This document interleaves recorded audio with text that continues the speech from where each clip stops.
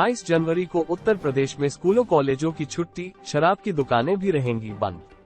उत्तर प्रदेश में प्राण प्रतिष्ठा कार्यक्रम को देखते हुए सरकार ने 22 जनवरी को स्कूल कॉलेजों की छुट्टी घोषित की है। इस दिन शराब की बिक्री पर भी प्रतिबंध लगाया गया है। बताते चले कि 22 जनवरी को अयोध्या में रामलला प्राण प्रतिष्ठा का भव्य कार्यक्रम निर्धारित है।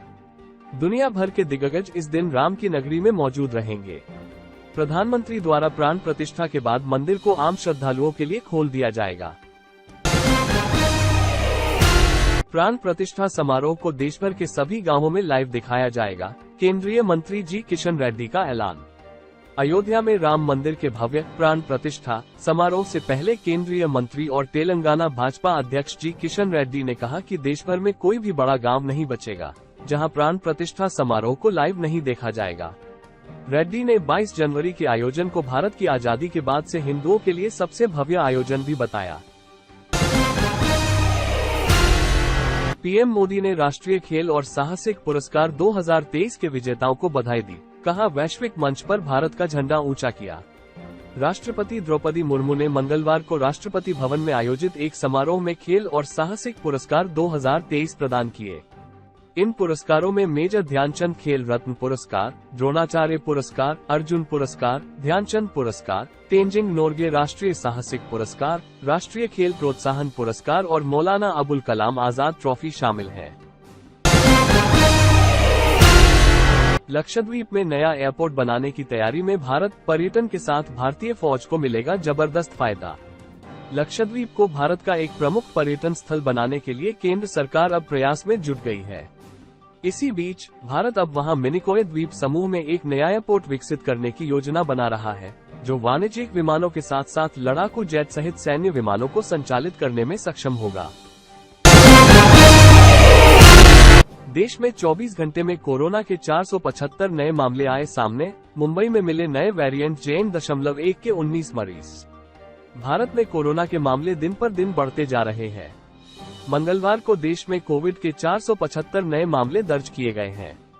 वहीं एक्टिव मामलों की संख्या 3,919 है। सुबह 8 बजे अपडेट किए गए स्वास्थ्य मंत्रालय के आंकड़ों के अनुसार 24 घंटे में कोरोना से 6 मौतें हुई हैं। इसमें कर्नाटक से 3, छत्तीसगढ़ से 2 और असम से 1 मौत शामिल है। बता दें कि नए वेरिएंट के उभरने और ठंड के मौसम की स्थिति के बाद मामले और भी बढ़ने लगे हैं। इंडिगो की फ्लाइट से यात्रा करना हुआ महंगा, फ्रंट विंडो सीट के लिए देने होंगे 2000 रुपये, एयरलाइन ने तय किए सीटों के दाम। फ्लाइट में मनचाही सीट लेने के लिए अतिरिक्त शुल्क देना होता है। ऐसे में सभी एयरलाइन यात्रियों से अलग अलग चार्ज लेता है। देश की सबसे बड़ी एयरलाइन इंडिगो ने सीट चार्ज को रिवाइज कर दिया है। आपको बता दें कि इंटीग्लोब एविएशन ने इंडिगो एयरलाइन को खरीद लिया है। यह फैसला फ्यूल सरचार्ज के कुछ दिनों के बाद लिया गया है। जीडीपी में एमएसएमई की हिस्सेदारी को 50% तक ले जाने की तैयारी। चैंपियंस 2.0 पोर्टल किया गया लॉन्च। सरकार वर्ष 2030 तक जीडीपी में एमएसएमई की हिस्सेदारी को 50% तक ले जाने की तैयारी में जुट गई है। फिलहाल जीडीपी में एमएसएमई की हिस्सेदारी 30% है। एमएसएमई मंत्रालय ने हाल ही में इस लक्ष्य को ध्यान में रखते हुए कई प्रयास शुरू किए हैं।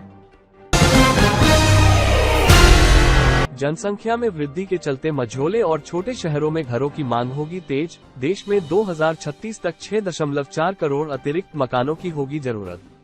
जनसंख्या में वृद्धि के चलते 2036 तक अतिरिक्त 6.4 करोड़ मकानों की जरूरत होगी।